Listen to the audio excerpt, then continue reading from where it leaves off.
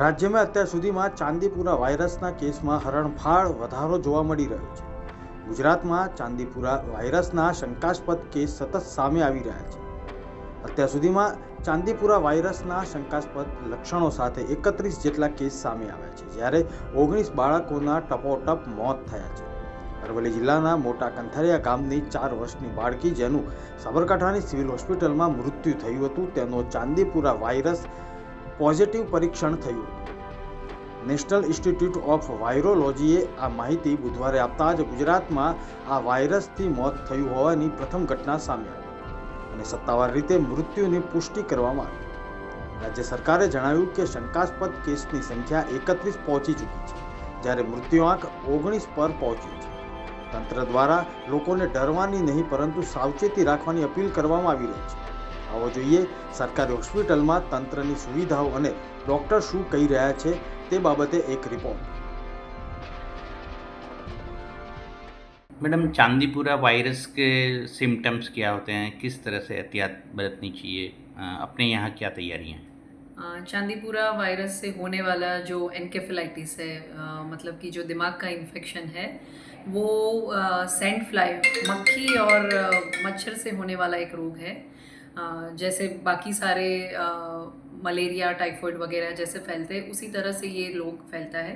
सो ये सब जहाँ पे भी मक्खी मच्छर ज़्यादा है, जैसे ग्रामीण विस्तार में और शहरों में भी जहाँ पे पानी भरा हुआ रहता हो, साफ सफाई की कमी हो, उस जगहों पर फैलने के चांसेस ज़्यादा है. उसके क्लिनिकल फीचर्स मतलब सिम्टम्स में ये बच्चों में होने वाला है. अराउंड 14 ईयर्स तक बच्चों में ज़्यादा होता है और इसमें बच्चे को बहुत ज़्यादा बुखार आना, सिर दर्द होना, उल्टियाँ होना और कई बार बच्चों को खींच भी आ सकती है, बच्चा बेहोश भी हो सकता है. वैसे सारे इसके सिम्टम्स हैं. सो जितनी जल्दी ऐसे चिन्ह वाले बच्चे को अस्पताल में लाया जाए वो ज़्यादा अच्छा है. किस तरह की प्रिकॉशंस लेनी चाहिए, कैसे पता चलता है कि ये चांदीपुरम से जुड़ी बीमारी है? या शुरुआत में तो ऐसे अलग से हम नहीं पहचान पाते क्योंकि बहुत सारे अदर इन्फेक्शंस है, जैसे मलेरिया है, डेंगू है और भी कई वायरसेस है जो दिमाग को असर करते हैं. उनके सबके चिन्ह एक जैसे ही होते हैं, पर अगर पर्टिकुलर एरिया में हुआ है कि जहाँ पे चांदीपुरा के बाकी केसेस भी पाए गए हैं, तो उस एरिया के लोगों को ये होने के चांसेस ज़्यादा है. सो उस तरह से सस्पेक्ट करके हम उसका इन्वेस्टिगेशंस भेजते हैं.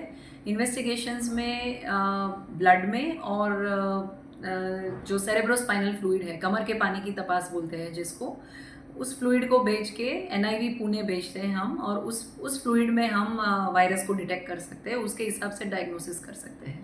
ચાંદીપુરા વાયરસને રાજકોટમાં પણ મોટા સમાચાર લઈને સામે આવી રહ્યા છે.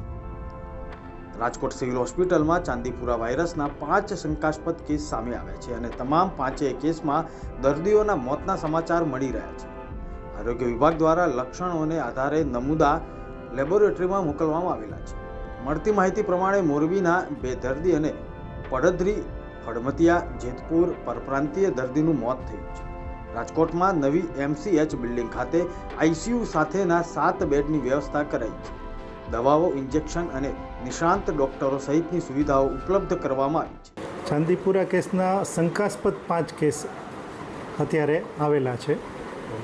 5 દર્દીઓની શું પરિસ્થિતિ છે? 5 દર્દીઓ એક્સપાયર થઈ ગયેલા છે. સર, સિવિલ હોસ્પિટલમાં આ ચાંદીપુરા વાયરસને લઈને કયા પ્રકારની સુવિધાઓ છે તે ઊભી કરવામાં છે, શું કહેશો અને તંત્ર કેટલું સજ્જ છે? ચાંદીપુરા કેસ માટે તંત્ર પૂરેપૂરું સજ્જ છે. અમારે અત્યારે MCH બિલ્ડિંગમાં અમનો પીડિયાટ્રિક વિભાગ છે, જેની અંદર આપણે 100 બેડ છે, જેની અંદરથી 7 બેડ આઇસોલેટ કરીને સ્પેશિયલ આમના માટે જ રાખેલા છે અને એ 7 બેડની અંદર કમ્પ્લીટ ICUની સુવિધા છે, સાથે ડૉક્ટર અને નર્સિંગ સ્ટાફ પણ છે આપણી પાસે. ખાસ કરીને સર, જે આ ચાંદીપુરા વાયરસ છે તેનાથી સાવધાન રહેવા, બચવા લોકોએ શું કરવું જોઈએ, શું સલાહ છે? ચાંદીપુરા વાયરસ છે એ સેન્ટ ફ્લાયથી થતો રોગ છે. એનો વાહક જે છે ને સેન્ટ ફ્લાય છે. તો ઘરની અંદર જેટલી તિરાડો હોય એ તિરાડો બૂરી દેવી જોઈએ અને જો કોઈને પણ શરદી, તાવ, ઉધરસ, બરાબર ઝાડા અથવા આંચકી જેવા કોઈ પણ લક્ષણ આવે તો તુરંત જ નજીકના ડૉક્ટરને બતાવીને એની આગળની સારવાર કરવી જોઈએ. રાજકોટ સિવિલમાં શું વ્યવસ્થા કરવામાં આવે છે? રાજકોટ સિવિલની અંદર આપણે MCH બિલ્ડિંગની અંદર 100 બેડની આખી એક આઇસોલેશન રાખેલું છે, જેની અંદર 7 બેડ સ્પેશિયલ ચાંદીપુરા વાયરસના કેસ માટે જ રાખેલા છે, જે ICU બેડ છે. ચાંદીપુરા વાયરસની પ્રથમ એન્ટ્રી હિંમતનગર સિવિલ હોસ્પિટલમાં થઈ હતી અને સાબરકાંઠા જિલ્લાની હિંમતનગર સિવિલ હોસ્પિટલમાં મૃત્યુ પામનાર અરવલ્લીની 4 વર્ષની બાળકીના નમૂનામાં ચાંદીપુરા વાયરસનો ટેસ્ટ પોઝિટિવ આવ્યો હતો. સાબરકાંઠા અરવલ્લીના સાંસદ પણ સિવિલ હોસ્પિટલની મુલાકાતે પહોંચ્યા હતા અને પરિસ્થિતિનો તાગ મેળવીને જરૂરી સૂચનો કર્યા હતા. સિવિલ હોસ્પિટલની મુલાકાત લીધી. જે ચાંદીપુરા વાયરસ છે એના માટે મેં જોયું હતું કે રોગ ફેલાઈ રહ્યો છે, પણ અહીંયા આવીને જોયું તો જે સસ્પેક્ટેડ બાળકો હતા એમાંથી એકનું સેમ્પલ મોકલેલું છે, 2ને રજા આપેલી છે. કુલ 8 બાળકો હતા, એમાંથી 6 બાળકોના આઈ થિંક મૃત્યુ થયા છે અને ડૉક્ટર્સ પણ ટીમ સારું કામ કરી રહી છે. અને આજે હું અહીંયા આવી ત્યારે અવેરનેસ પણ જોવા મળી છે અને વાલીઓને અથવા જનતાને પણ હું કહેવા માગું છું કે આપણે પણ થોડી અવેરનેસ રાખીએ, સ્વચ્છતા રાખીએ, ફૂલ લીવ્સના કપડાં પહેરીએ અને થોડી જાગૃતતા લાવીએ તો વાયરસથી બચી શકાય એમ છે. અને જ્યારે પણ આપણને લાગે કે આપણને તાવ આવે છે કે કંઈ ઝાડા ઉલટી થયા છે કે ખેંચ આવી છે તો તાત્કાલિક આપણે સિવિલમાં દાખલ થઈ અને દવા ચાલુ કરાવી દઈએ તો આમાંથી બચી શકાય છે. સિવિલ સ્ટાફ સાથે અમે મળ્યા અને એમણે પણ અમને સારી એવી માહિતી આપી છે અને જણાવી છે અને એ પણ સારી રીતે કામ કરી રહ્યા છે, વાલીઓને જાગૃત કરી રહ્યા છે, સાંત્વના આપીને ખૂબ સરસ રીતે એમના રિપોર્ટ કરાવીને એમની દવા પણ કરી રહ્યા છે. જામનગરમાં ચાંદીપુરા વાયરસના 2 શંકાસ્પદ કેસ નોંધાયા છે. રાજ્યના કેબિનેટ મંત્રી રાઘવજી પટેલના અધ્યક્ષસ્થાને જામનગરની ગુરુ ગોબિંદસિંહ સરકારી હોસ્પિટલ ખાતે ચાંદીપુરા વાયરસને લઈને સમીક્ષા બેઠકનું આયોજન કરવામાં આવ્યું. જામનગર જિલ્લામાં ચાંદીપુરા વાયરસના શંકાસ્પદ 2 કેસો મળી આવ્યા છે, ત્યારે હાલમાં બંને બાળકોની સારવાર ચાલી રહી છે અને તેમનું સતત મોનિટરિંગ કરવામાં આવી રહ્યું છે. કૃષિ મંત્રીએ સર્વેને જરૂરી માર્ગદર્શન આપ્યા હતા અને વર્તમાન પરિસ્થિતિનો તાગ મેળવ્યો. ચાંદીપુર નામનો એક વાયરલ ઇન્ફેક્શન નામનો એક વાયરસ રાજ્યમાં ફેલાવાની શક્યતા ઊભી થઈ છે. જામનગરમાં અત્યારે એના 2 કેસો એડમિટ હોસ્પિટલમાં થયા છે.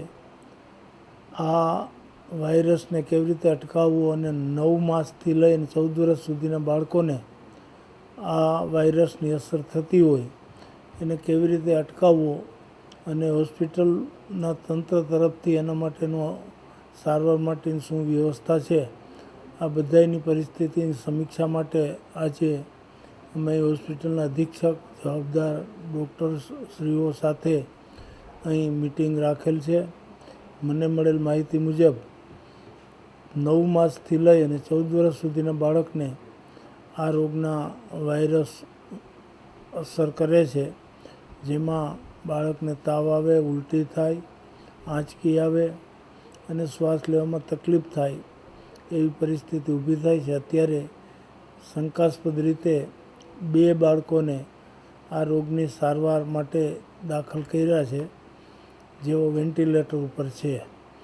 આ રોગને અટકાવવા માટે જરૂરી શું કાર્યવાહી કરવી એના માટેની ચર્ચા થઈ અને આ બધી ચર્ચાના અંતે અમે જિલ્લાના સત્તાવાળાઓ સાથે આજે આ ચર્ચા કરી અને સમગ્ર જામનગર શહેર અને જિલ્લામાં આ રોગ પ્રસરતો અટકે એના માટે જરૂરી કાર્યવાહી તાત્કાલિક યુદ્ધના ધોરણે હાથ ધરી અને જિલ્લાના અને શહેરના બાળકોને આ રોગથી બચાવવા માટેના તમામ પ્રયત્નો અમે હાથ ધરવાના છીએ. ચાંદીપુરા વાયરસના લક્ષણોની વાત કરીએ તો સૌપ્રથમ બાળકોને જબરજસ્ત તાવ આવે છે ને તાવ મગજમાં સોજો પેદા કરે છે. ગરદનમાં ખેંચાણ અનુભવવી, માથાનો ભયંકર દુખાવો થાય છે. આ વાયરસનો સીધો જ મગજ ઉપર અસર કરે છે. લક્ષણોમાં ઉચ્ચ તાવ, ઝાડા ઉલટી અને બેભાનતાનો સમાવેશ થાય છે. 14 વર્ષ સુધીના બાળકોને આ વાયરસ અસર કરે છે. જો આમાંના કોઈ પણ લક્ષણો દેખાય તો તરત જ નજીકના આરોગ્ય કેન્દ્રનો સંપર્ક કરવાની તંત્ર દ્વારા અપીલ કરવામાં આવી છે. 14 વર્ષથી ઓછી ઉંમરના બાળકોએ મચ્છરદાનીમાં સૂવું જોઈએ તેવી પણ અપીલ કરવામાં આવી રહી છે. છેલ્લા એક અઠવાડિયામાં આપણી પાસે 2 કેસ સસ્પેક્ટેડ ચાંદીપુરા વાયરસ ઇન્ફેક્શનના નોંધાયેલા છે. એના લક્ષણોને એ બધાની વાત મેડમે કરી છે. પ્રિવેન્શન માટે આપણે લોકોને જાગૃત કરવા માટે એટલું કરી શકીએ કે ખાસ કરીને આ જે ઇન્ફેક્શન છે એ સેન્ડફ્લાય નામના ઇન્સેક્ટના કરડવાથી થતું હોય છે. એ ફ્લાય છે પણ આપણી ઘરમાં જે માખી આપણને દેખાય એના કરતાં ઘણી જ નાની સાઇઝની હોય અને એ આપણને કરડે અને કરડવા પછી એનો ઇન્ફેક્શનનો ફેલાવો થતો હોય છે. આ માખી જે છે એ ખાસ કરીને કાચા મકાનોમાં જે લોકો રહેતા હોય અને એમના ગાર માટીના દિવાલો હોય કે એમાં જે તિરાડો હોય અથવા તો ઝાડમાં પણ જો કાણા કે એવું હોય તો એમાં આ માખી એનું બ્રીડિંગ કરતું હોય છે અને એના કરડવાથી આ ઇન્ફેક્શન છે એ ફેલાતું હોય છે. એટલે પ્રિવેન્શનના ભાગરૂપે આપણે સૌથી પહેલાં તો એટલું કરવું પડે કે લોકોને જાગૃત કરીએ કે આવી કોઈ દિવાલો હોય ત્યાં ઉપદ્રવ થતો હોય ત્યાં આપણે છંટકાવ કરી શકાય. નાના બાળકોમાં આ કેસ વધારે થતો હોય છે અને ગંભીર પણ થતો હોય છે અને મૃત્યુનું પ્રમાણ ખાસ કરીને 48 થી 72 કલાકમાં થવાની શક્યતા રહેતી હોય છે. તો જેટલું વહેલું નિદાન થાય, જેટલા આપણી મોટી હોસ્પિટલે આવી જાય એટલા એમના બચવાની શક્યતાઓ વધારે રહેતી હોય છે. એટલે ખાસ કરીને જ્યારે પણ તાવ કે સાથે સાથે ઉલટી કે ખેંચ કે આવા કોઈ લક્ષણો જણાય તો તાત્કાલિક મોટી હોસ્પિટલ આવી જવું જોઈએ.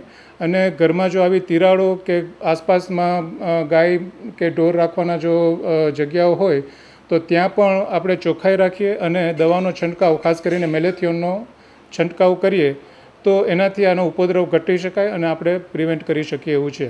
મોટાભાગે આ રોગો અને આ રોગ અને ઇન્ફેક્શન છે એ ખાસ કરીને મધ્ય ગુજરાતમાં બરોડા, પંચમહાલ કે આ જગ્યાએ વધારે જોવા મળે છે. જામનગરમાં હજી સુધી કન્ફર્મ કેસ કે નોંધાયેલો નથી, પણ આપણે તકેદારીના પગલાં રૂપે એક લોક ઝુંબેશ કરીએ અને લોકોને જાગૃત કરીએ તો આ ઇન્ફેક્શનનો ફેલાવો છે એ અટકાવી શકાય એવું છે. મુખ્યમંત્રી ભૂપેન્દ્ર પટેલે રાજ્યમાં ચાંદીપુરા વાયરસની સ્થિતિ અને રોગચાળા નિયંત્રણ અંગેના પગલાઓની સમીક્ષા કરી હતી. આરોગ્ય મંત્રી ઋષિકેશ પટેલ અને ઉચ્ચ અધિકારીઓની ઉપસ્થિતિમાં આયોજિત આ બેઠકમાં મુખ્યમંત્રીએ રાજ્યના મ્યુનિસિપલ કમિશનરો, જિલ્લા કલેક્ટરો અને જિલ્લા વિકાસ અધિકારીઓ તેમજ જિલ્લા આરોગ્ય અધિકારીઓ સાથે વિડીયો કોન્ફરન્સ કરીને જિલ્લાની કામગીરીની વિગતો મેળવી હતી અને માર્ગદર્શન આપ્યું હતું. આરોગ્ય મંત્રી ઋષિકેશ પટેલે આ રોગચાળા સામે રક્ષણ આપતા ઉપાયો આશા વર્કર બહેનો, આંગણવાડી કાર્યકર બહેનો, નર્સ બહેનો જેવા પાયાના કર્મીઓ દ્વારા ગ્રામીણ વિસ્તારોમાં હાથ ધરવા સૂચન પણ કર્યું હતું. 29 જેટલા સસ્પેક્ટેડ ચાંદીપુરમના કેસો આપણને જે જોવા મળ્યા એમાંથી આશરે નહીં પણ ચોક્કસ 15 જેવા દર્દીઓના મૃત્યુ થાય. દર્દીઓ મોટાભાગે નાના બાળકો, 4 વર્ષથી લઈ અને 14 વર્ષ સુધીના બાળકોમાં આ પ્રમાણ આપણને જોવા મળ્યું. આના પરીક્ષણો માટે આપણે પૂના ખાતે આ સેમ્પલો મોકલ્યા હતા, જેમાંથી હાલમાં 7 પરીક્ષણોમાંથી એક જ ચાંદીપુરમનું કન્ફર્મ આપણને જોવા મળ્યું છે. સામાન્ય રીતે આવા સંજોગોમાં અને ચોમાસાની પરિસ્થિતિમાં વાયરલ એન્સેફેલાઇટિસનું પ્રમાણ આપણને જોવા મળે છે. એન્સેફેલાઇટિસ એટલે કે મગજની અંદર તાવ આવવો, મગજમાં સોજો આવવો અને એના કારણે થતા જે વાયરસથી સામાન્ય રીતે 4 થી 5 પ્રકારના આવા રોગો સંભવિત આપણને જોવા મળતા હોય છે. એ પ્રકારના રોગોનું લક્ષણ આપણા રાજ્યમાં જોવા મળ્યું છે અને એના કારણે સમગ્ર જિલ્લાની અંદર ડીડીઓ, કલેક્ટરશ્રી, મ્યુનિસિપલ કોર્પોરેશનના અધિકારીશ્રીઓ અને સાથે CDHOને સૂચના આપી છે.